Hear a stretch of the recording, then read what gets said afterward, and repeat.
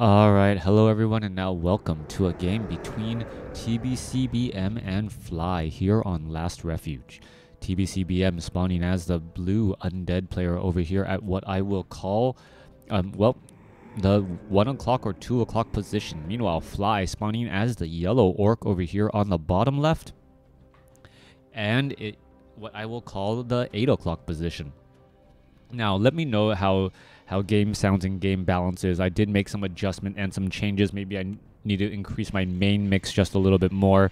Got a soundboard over here as well, trying to figure out all of my sounds. I can distort my voice a little bit, bring in my low ends and my high ends. Is my voice too bassy? Is my voice too trebly, too much on the high ends? Let me know if my voice sounds too thin, or you can't hear it clearly, or I sound muffled. All of those things do definitely help me figure out the audio balance that is going to be going on. Anyways, it is going to be a Death Knight now going up against most likely a Blade Master, but I have been wrong today. So nope, Blade Master up against Death Knight in this 1v1. Blade Master, obviously a very, very powerful hero, but a lot of players are saying that it did get hit with a nerf bat. And with that nerf bat, its damage does drop off significantly. Yes, mirror image is a little bit cheaper, and you're able to cast it more often. But then again, if I don't remember the last time I saw a level 8 Blade Master to actually see mirror image in a game. Usually by that point, the Blade Master has already run away and taken the game.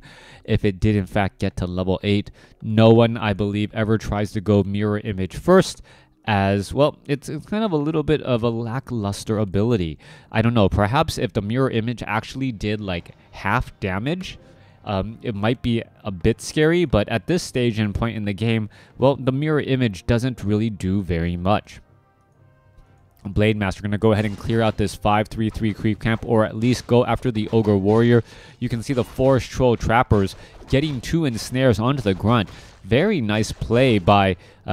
very nice play by Fly to purposely, get that Grunt ensnared while pulling the Ogre Warrior to it. It's those minor things that give, professional players a little bit of an extra boost in terms of time, being able to get out a little bit faster. And then all of those seconds do end up making a big impact and difference. You never want to be, a second late, as the Blade Master going to go ahead, run by here, Death Knight, clearing up this creep camp. Not going to be much of a problem, as the Blade Master may be able to get in some, windwalk strikes onto the Acolytes in the back here. Blade Master heading off to the north, going after the Ogre Warrior. Creep camp just wants to pick up the item, and we'll see what item will be picked up here. Death Knight, is it going to actually steal that last bit? No, it is not. Gloves of Haste has been picked up, as the Blade Master gets an easy shot onto a skeletal minion before it heads back.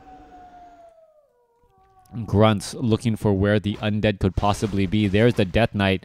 Is the Death Knight going to go ahead and steal? Yes, a little bit of experience once more. Now going after a skeletal minion as well.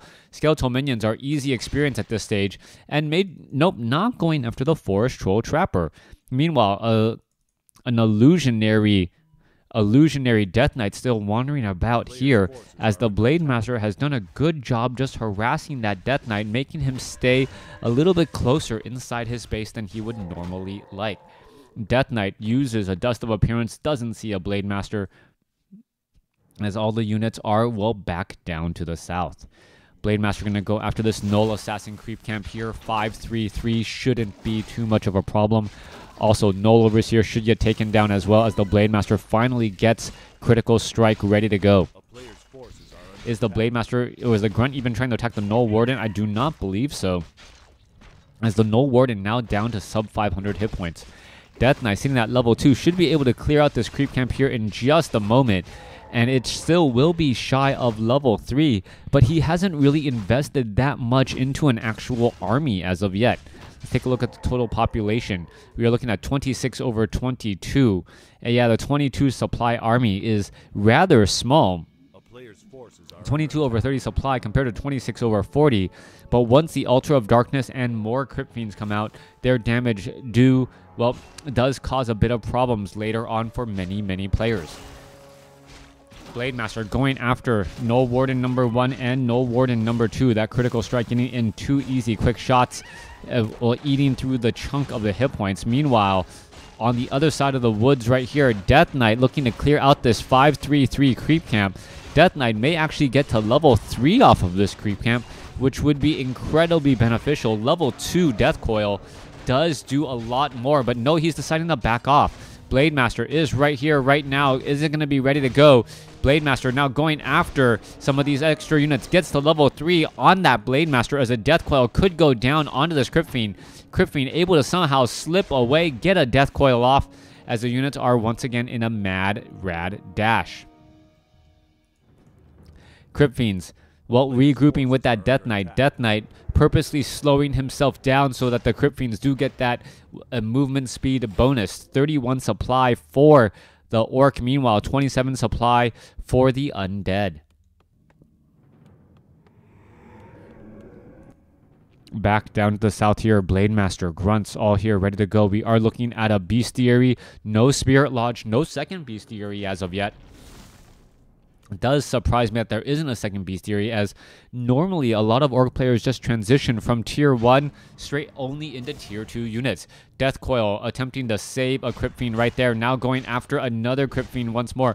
We could see another Death Coil trying to save that. It looks as though there is not going to be enough mana as well.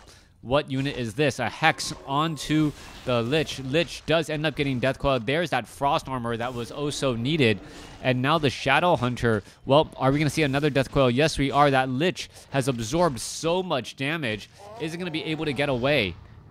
No, it is not. Lich does end up falling at level 1 as the Skeletal Minions looking to rejoin in with the rest of the fight. Blade Master sitting at 3. Shadow Hunter sitting at 1. Death Knight comes up the ramp, sees that his main base is pretty much all crept out, as it is just rather annoying to lose your creeps on your side of the map because, well, you weren't paying attention or you did not think to clear out that creep camp. Death Knight now wanders back around. Are we going to perhaps see an ensnare onto some of these units? Death Knight runs straight into the Blade Master and the Shadow Hunter as a Wind Rider now adds its numbers to bolster. Back in the middle portion of the map, low hit point Grunt will be forced to retreat all the way back home. Meanwhile, Skeletal Minions have about, 30 seconds left on their timed life. That is a good amount indeed, as the Shadow Hunter, trying to get to level 2 at the very least, does get level 2. Blade Master, however, well, in a little bit of trouble, down to 205 hit points and still trying to escape. A player's forces are under attack. Blade Master sitting at 3. Shadow Hunter sitting at 2. Going up against a 3-4. Or, excuse me, a 3-1. Blade Master healing back up. Looks like he's going to be preparing himself for the next fight. But where are these players going to be traveling to next? How do they want to engage? When do they want to engage? They're trying to get their perfect right combination of units, and we still don't see any sort of, well, any sort of way to really pull these units back and then easily take them down. Death Knight does pick up what Warsong Battle Drums, extremely nice, has Command Aura as well, as we are looking at the Orc sitting on Shadow Hunter with Potion of Invulnerability, Blade Master with double Gloves of Haste, double Circuit of Nobility, Orb of Lightning, and an Ankh of Reincarnation. That could potentially be game-changing, plus 9 damage with higher armor, and that is and very fast attack speed because of the double Gloves of Haste. A player's forces are under attack. Death Knight now looking to pull back here. Let's take a look. Ogre Mauler, 4 Shoal Berserkers. Are they going to be able to clear out this creep camp? I do believe so. The Banshee does not have possession as of yet, so it will not be able to possess all those units. Meanwhile, the Blade Master teleported inside the Undead base to try and take down some ghouls. Did get 1. As we are now looking at also the Undead army being led by Baron Frostfell, trying to hold and contain his opponent to not do any additional creep camps. Blade Master still wandering around here. Supply count is about even. 26 or 0-0 compared to 0-0. So what you see is what you get as this early game is, well, about to get underway. Blade Master going after the Crypt Fiend. Crypt Fiend able to, well, stagger step away as we're looking at a Raider, well, having a very bad day, gets caught at the wrong place at the wrong time. Blade Master going to continue to engage. Shadow Hunter, is it going to heal in time? Yes. No heal in time. Finally getting the heal off as the Death Knight is going to try and focus down some more units. There goes an additional Walker, or a Spirit Walker, as the as another getting taken down there. Lich trying to fight back here. Are we going to see an Orc Burrow? No, we are unburrow. No, we are not, as the Crypt Fiend does get taken out. Shadow Hunter here, ready to go. Torrent Chieftain, is it going to stomp its way in, or is it going to attack? I don't know. It looks like it might actually want to try and stomp. Nope, no stomp at all. Just going after some of the easier units here as the Torrent Chieftain dancing back and forth. Let's take a look. Healthstone has been provided for the Blade Master. Blade Master perhaps should, I don't know, lose the Gloves of Haste or give that to the Torrent Chieftain. Both of them very, very powerful heroes later on in the game. Torrent Chieftain now with the 500 hit point heal initially, or 1 point a second heal over time. Well, however you look at it, very beneficial, as the expansion is already up by Fly. Sorry, I keep on saying focus. By Fly. Blade Master heading back over here to the top right. What is he scouting for? He's scouting for this gold mine to make sure it doesn't have a Nerubian tower. If it does have a Nerubian tower, then things do get slowed up quite a bit, but there's no easy access to that location. A player's forces are under attack. Ogre Lord gonna go ahead and engage, attempt to take, or gonna be engaged, gonna attempt to get taken down here. There's a purge attack right there as the Ogre Lord gonna end up falling in just a moment. Hood of Cunning now left behind. Onto, what, did he give it to the Blade Master? Nope. Blade Master has the Hood of Cunning now. I guess he gave a Circlet of Nobility to the other hero, as there is... nope, not there either. Does the Torrent Chieftain have to? Yeah, Torrent Chieftain does in fact have it, as we're looking at all the units trying to run away right now. Crypt Fiends gonna get some easy damage across those units. There it goes. Gets taken down. Death Knight still engaging here once more. Spirit Link being cast. Blade Master with a Purge Strike onto the Obsidian statue. And that is pretty much going to be it. Blade Master now looking to engage, finishing off all of these Obsidian statues and, well, excuse me, not the Obsidian statues, the Orc that is chasing them. Shadow Hunter falls at level 3, and we're now at 32 supply compared to 31. Kodo Beast slowly digesting a Crypt Fiend. Where is it going to go? Meanwhile, Orc Burrow does have fortified armor. Are we at Fortress? Yes, we are. We are getting a Shadow Hunter as well.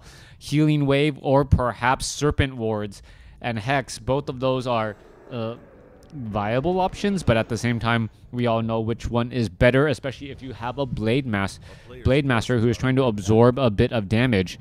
Being able to Spirit Link across multiple units. Very extremely helpful. Grunts. Skeletal minions attempting to take down units. There it goes. Obsidian statue. It looks as though the Undead hasn't realized that his opponent has crept out much of the map in order to cause some problems. Blade Master now running back down to the south. A player's forces are under Gonna go ahead and clear out this Rock Golem creep camp before it starts trying to attack and take out this the Voodoo Lounge and the Great Hall. Great Hall now done, but pulling the action away from that as we see another Scourge Bone Chimes. Another Scourge Bone Chimes. Interesting item pick. Perhaps he probably would have wanted a different item instead, but it still works out fairly well as the Wind Riders currently have +8 attack. Could have more, well, not more attack, but able to heal up a little bit better as well. Obsidian statues now looking to pull away. Shades are all in positions. Death Knight now making its way inside the base. You can see 4 Soul Berserkers are here, ready to go, ready to get taken out. Death Knight, Undead, sitting at 42 supply over 50, compared to Fly, who is just absolutely dominating this game right now. And well, I hear a Goblin Shredder, but I'm not quite sure where it is. There it is, Goblin Shredder off to the north. As the Undead army can't really use all that much. The Banshees are at mastery training, so that could help. And if they can possess units, that would definitely help. Just be careful if you try to possess a Kodo Beast, because if that Kodo Beast dies, you do not get your unit back. Wind Riders are all here, ready to go. Let's take a look. We're going to start poking down some of those units. Are we going to see a Frost Nova? Yes. There's a big Frost Nova right there, right now, as the Wind Riders pretty much get all healed back up. All right, Grunts now looking to rush on in. Are we going to see enough anti-air? Banshees now trying to get back. This is not going to be a good spot for them. Unable to possess. You can take a look. There goes there goes another Banshee, and another one's going to bite the dust right now. All the Banshees are now gone. 74 supply compared to 37. And yep, that is going to be the game. Thanks for watching. Thanks for listening. Hope you guys enjoyed this game between TBC, BM, and Fly 100%.